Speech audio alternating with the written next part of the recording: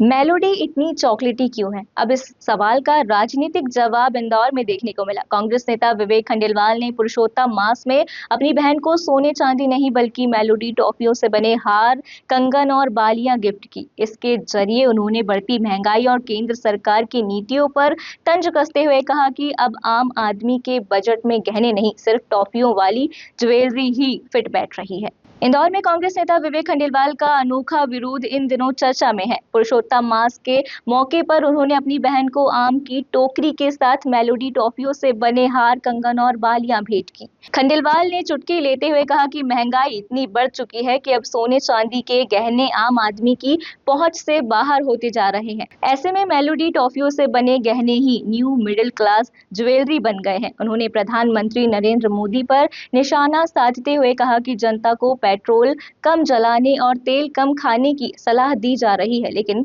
आम लोगों की आमदनी बढ़ाने पर कोई ठोस बात नहीं हो रही।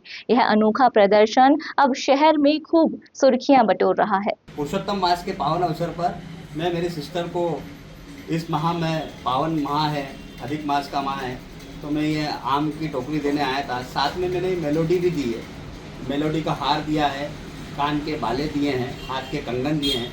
देश के प्रधानमंत्री नरेंद्र मोदी जी ने कहा है कि आप सोना नहीं खरीदें 1 वर्ष तक, तो देश की आज बहन बेटियों को देने की स्थिति आ गई है कि हम इस देश के अंदर सोना नहीं खरीद पा रहे हैं, चांदी नहीं खरीद पा रहे हैं, पेट्रोल डीजल नहीं खरीद पा रहे हैं। तो अब देशवासी अपनी माता बहनों को ये मेलोडी का हार देकर, कंगन देकर और नाक की बाली देकर ही काम चलाएंगे।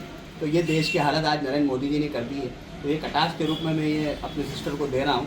इंदौर में मेलोडी अब सिर्फ टॉफी नहीं बल्कि महंगाई पर राजनीतिक तंज का नया प्रतीक बन गई है। टॉफियों वाले हार, कंगनों के जरिए कांग्रेस ने केंद्र सरकार को निशाने पर लिया और यह अनोखा अंदाज अब सोशल मीडिया पर भी खूब वायरल हो रहा है।